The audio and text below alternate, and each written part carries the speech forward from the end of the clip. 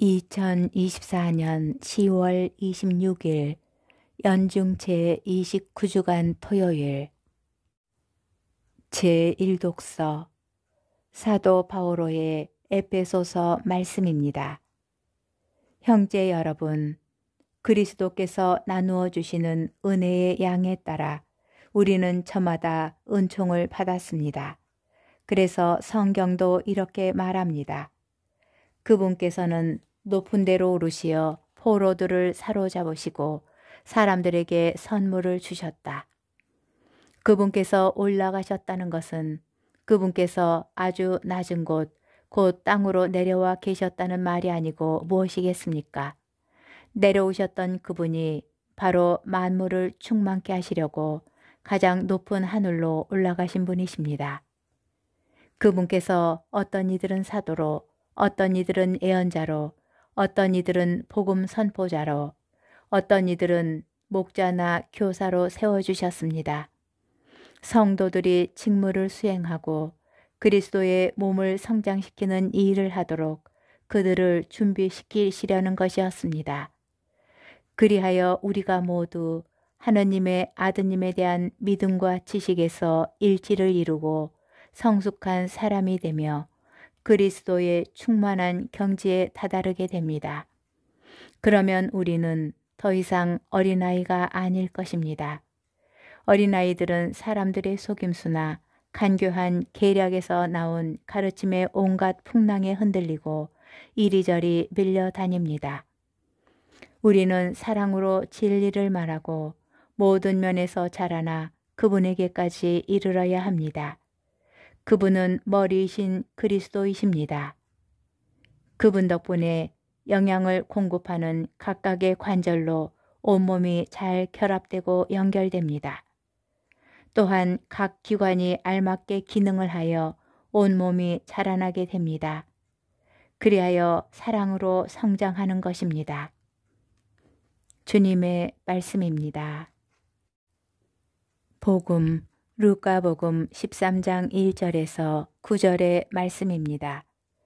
바로 그때에 어떤 사람들이 와서 빌라도가 갈릴레아 사람들을 죽여 그들이 바치려던 제물을 피로 물들게 한 일을 예수님께 알렸다. 그러자 예수님께서 그들에게 이르셨다.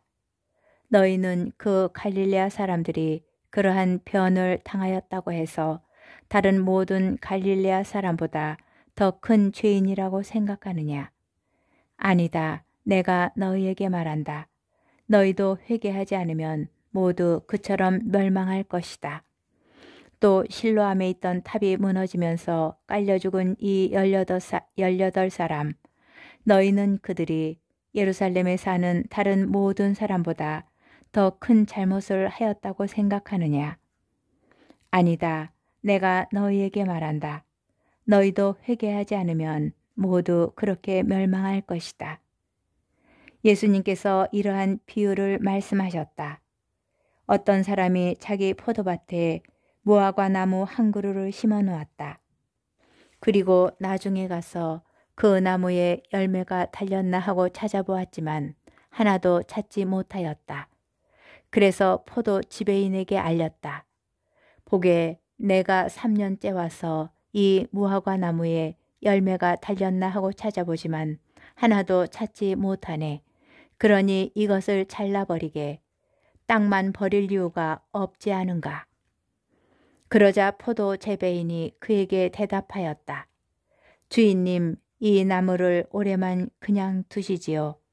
그동안에 제가 그 둘레를 파서 거름을 주겠습니다. 그러면 내년에는 열매를 맺겠지요. 그러지 않으면 잘라버리십시오. 주님의 말씀입니다.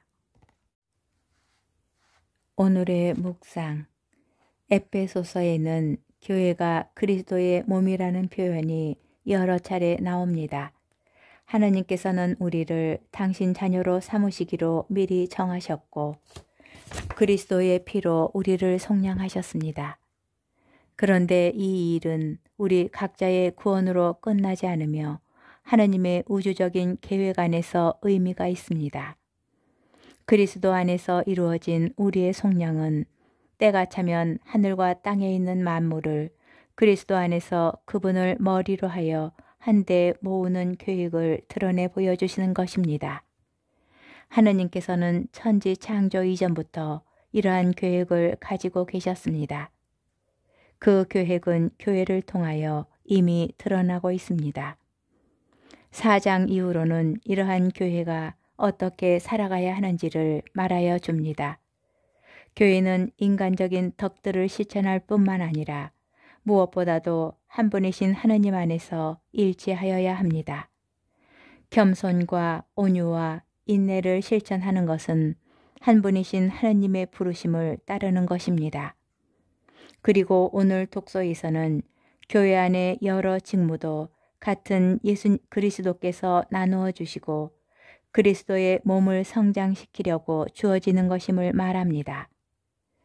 눈을 크게 뜨고 멀리 바라봅시다.